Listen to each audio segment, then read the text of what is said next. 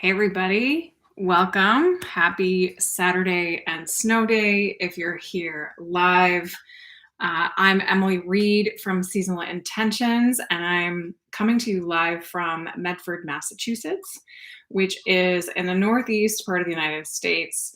Some of you, my friends, are in Australia, and you're experiencing quite different time of year and weather. So welcome from wherever you are. Today, I'm going to share with you how to make fire cider. And it's so simple and so easy and so effective in terms of immune support that it's no wonder this herbal remedy has gained a lot of popularity, especially in the last few years. So let me show you the ingredients first, because if you have them in front of you and you want to start preparing some of them while I tell you more about fire cider and what it's good for, you can do that while I'm talking. So let me show you what we've got for our fire cider. So the fire mostly comes from onion, garlic, ginger, and cayenne. Now in the traditional recipe from Rosemary Gladstar, she also adds horseradish. But I'm allergic to horseradish, so I skip it. And trust me, this is effective no matter what. So even if these 4 ingredients, and if you don't have cayenne, you can use other hot peppers or black peppercorns. If these 4 ingredients by themselves are really powerful. The other main ingredient is going to be apple cider vinegar. Now I've also got a couple of other herbs here that are great for immune support. Rosemary, which is high in vitamin C. So would pine needles be if you want to run outside and grab some pine needles from your neighborhood tree. Thyme, which has also got some antiviral properties, antibacterial properties, as do most of these other things too. And then down here we have elderberry. Elderberry is a traditional immune support herb that is wonderful, especially in the spring, in the fall. You could be drinking it now in the winter time as well as a tea, and I'm adding it in here to boost some of that immune support for the fire cider. Another herb kind of like that is calendula. Now this grows year-round in the Mediterranean where its home is, its home environment, but you might find it out in the garden in the summertime blooming quite prolifically. You can get this at, you can get any of these herbs at your local health food store or order from jeansgreens.com. They're a small local shop in New York, and they have wonderful stuff. This calendula is actually from Vermont. I get it from Foster Farm Botanicals, and they have some herbs, but not everything. And it's grown really close to here, so I love using them.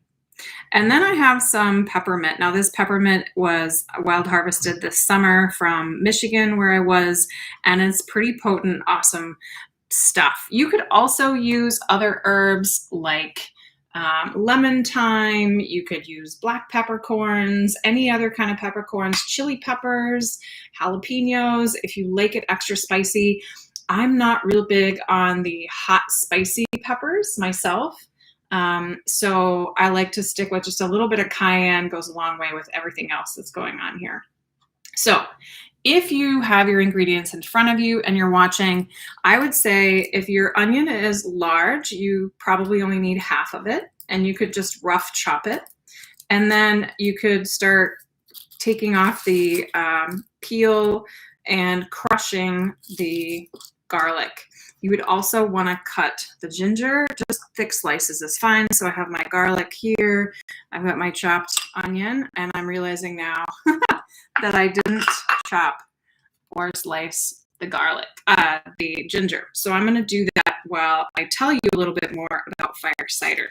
So as I mentioned, Rosemary Gladstar is one of the people who really started this revolution, if you will, in terms of popularizing fire cider vinegar.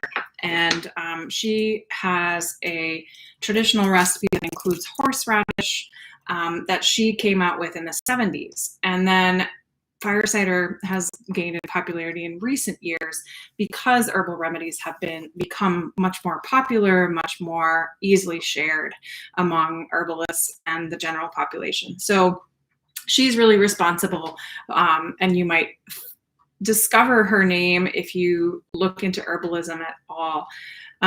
What is fire cider? It's essentially an herbalized vinegar. That just means that you're using vinegar instead of, say, water, right? When you're making an herbal tea or any kind of tea, even coffee, right? Coffee is an herb.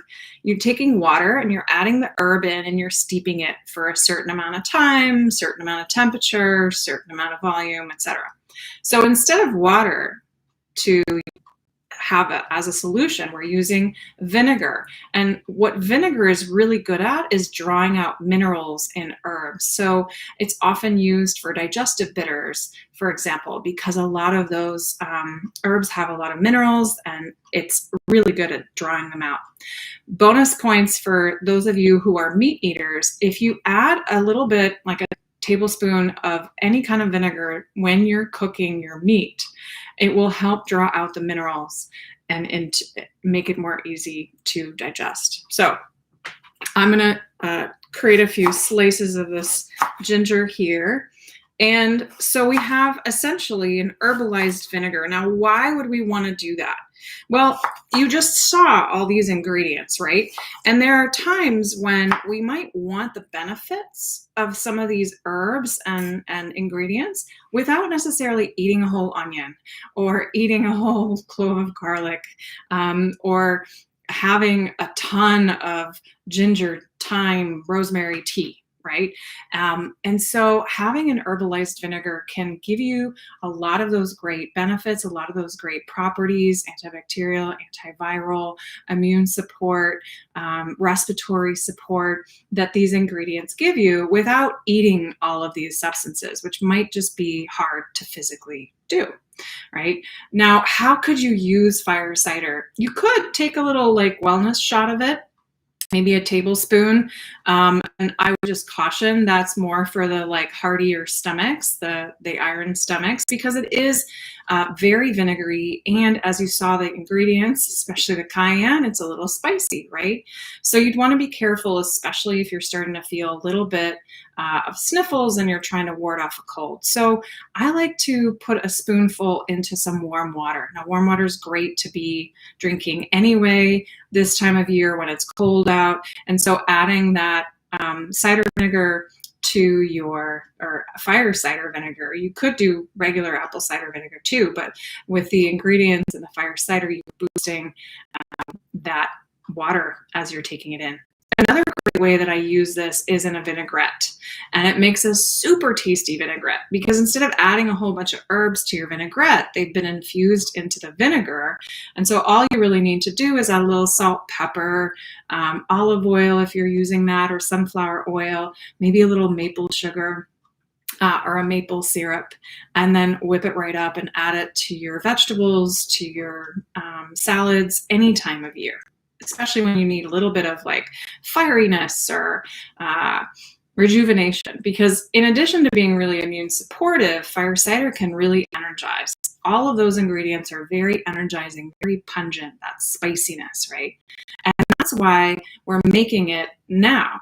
Today, as we speak, it's January 29th, and it takes about 6 weeks to steep these ingredients in the vinegar so that you get the most out of them. That's sort of a classic herbal calculation, if you will. 6 weeks to steep something in oil or vinegar, especially fresh ingredients. You could do less.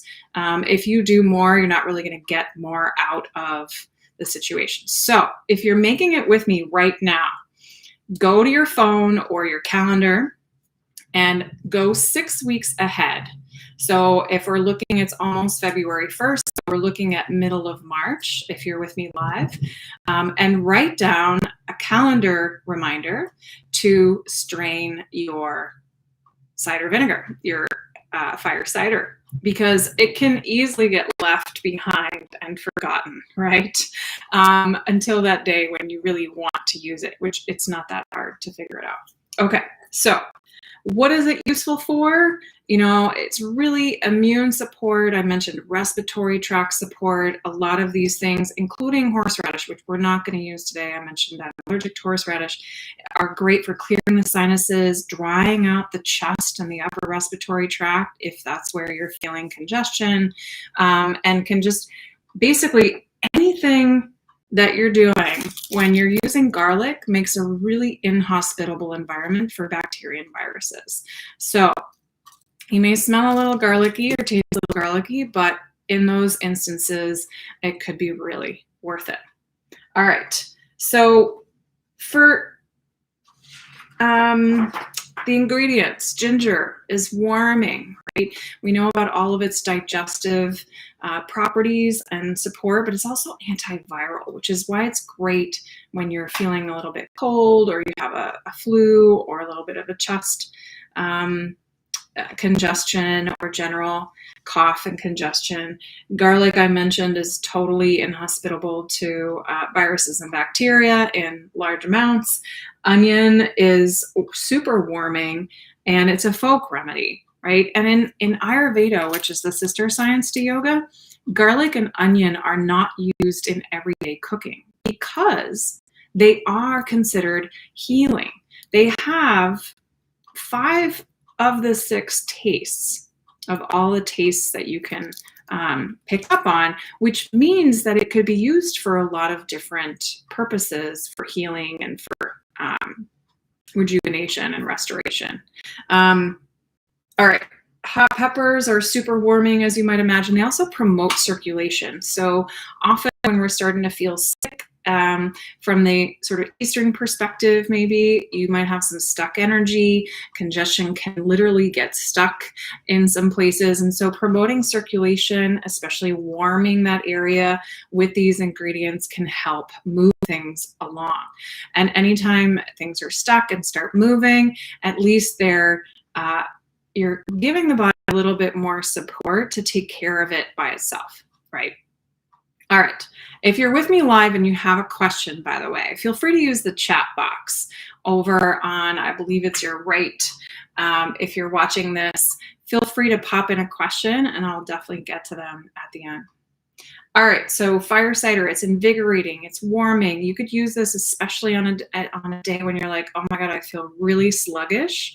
Let me warm things up and feel a little more energized. And you could take that mini wellness shot or dissolve some in warm water and be on your way. Or again, incorporate it in your foods. It's also sweet, spicy, astringent, maybe a little bit bitter and sour. So the only thing really that it's not is salty. And it might have sort of that feeling, even though you're not adding salt, but that's 5 of the 6 tastes according to Ayurveda. So again, very healing and supportive. It's also light, right? As opposed to heavy. Heavy foods like soups and stews, which we want this time of year, are going to get a little too heavy when we get to the springtime, when we want a little more lightness. We want a little bit more of that spiciness to lift us up after a lot of heavy winter foods, which are good right now because we're trying to stay grounded and heavy. But then we start switching and wanting some different stuff. All right, how long will the cider last? Well, I mentioned that it takes about 6 weeks to steep, right, to prepare the cider. And then once it's ready and you've strained it, it'll probably last 6 months to 18 months, depending on how you store it. I recommend that you store it in a cool, dry, dark place. So not out on your kitchen counter, but perhaps in your pantry. And it should last at least a year. I wouldn't worry about it unless you start seeing, if you open it up and you start seeing like a film of moldiness, which is very rare and hard to do because of all these ingredients and the cider, right? They're not an environment that can easily to have this kind of stuff growing. All right, so let's get to the how-to. So I've got my ingredients here. The other thing you'll need is your apple cider vinegar and a jar. Now I'm using a 4 cups or 32 ounce size ball jar. You could use something smaller. You would probably want to fill it at least halfway with your herbs and ingredients, up to about 3/4 of the way. It's okay if it gets all the way full because some of these ingredients are kind of chunky, and then you'll add the vinegar in and it'll fill in all the gaps. One thing to note is I'm going to be using a plastic lid. That's because vinegar corrodes metal. So if you are using a traditional metal lid, that's totally fine. You just want to make sure that you have a little wax paper, and I've folded up some here. And when you prepare to close this up, you're going to make sure you put the wax paper between the lid and your jar, right? And then it'll sit like that and it'll protect the lid and it'll avoid corroding. So I wanted to show you that trick. All right, so let's get going. I'm gonna put in my onion. I'm gonna put in all these lovely cloves of garlic. It was about 1 bulb. And I just crush them to release, but you don't have to chop it up. You can if you want. About 1 inch or so worth of ginger chopped. I've got some fresh rosemary. You can use dried, absolutely. And then I've also got some fresh thyme. Again, you can use dried thyme, totally fine. And then let's add, I'm going to use the cayenne pepper from the thing here. And this is very personal. You can add more if you like. You can add less. And then I've got a couple of tablespoons of the mint, the calendula, and the elderberries. So let me try to get all of that into this jar here. And as you can see, we've got this beautiful combination of herbs. Elderberries everywhere.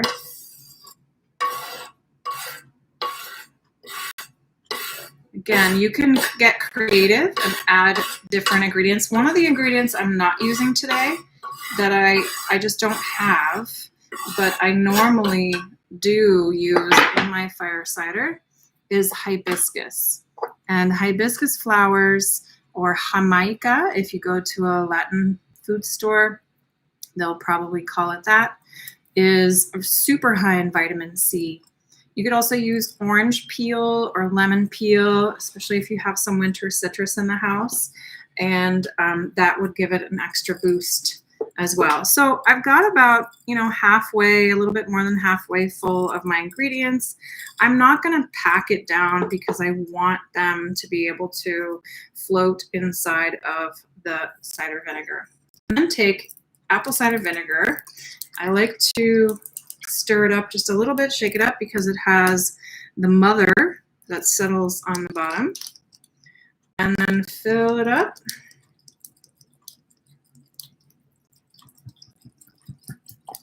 And you want to make sure it's all the way to the top. So if, like me, you just use your whole bottle and you're like, you could add more ingredients. You could add more onion, you could add more herbs, or you could top it off with some more apple cider vinegar if you have some around. All right, so we've got it there. Things are starting to float around a little bit. That's okay. And then cover it. Again, remember, if you're using a metal lid, you want to make sure to put a couple folded layers of wax paper between the lid and your jar. And then give it a shake. We've got these beautiful ingredients, and then stick it in your pantry and forget about it until 6 weeks from now. So I hope that's helpful. One more thing I want to add is, what are you going to do when it's done? So when it's done, take a strainer and take either a bowl or a measuring cup, or if you have another jar, and place the strainer over it. Strain the ingredients so that the cider, the liquid, the fire cider, is separated from all these lovely ingredients. You can compost the herbs and ingredients. And with the liquid, you could either keep it as the vinegar or add about a quarter cup of honey and sweeten it. And that makes it a little bit easier to go down, as Mary Poppins would say. So I hope that was interesting, helpful, useful. If you liked this video, click on the little like thumbs up button so that I know this is the kind of thing that is practical and helpful for you. And stay tuned to the Seasonal Intentions YouTube channel for more videos like this, more videos on supportive herbs, remedies, and other things that you can do to honor your natural rhythms and the seasons that we all experience. Thank you so much for tuning in.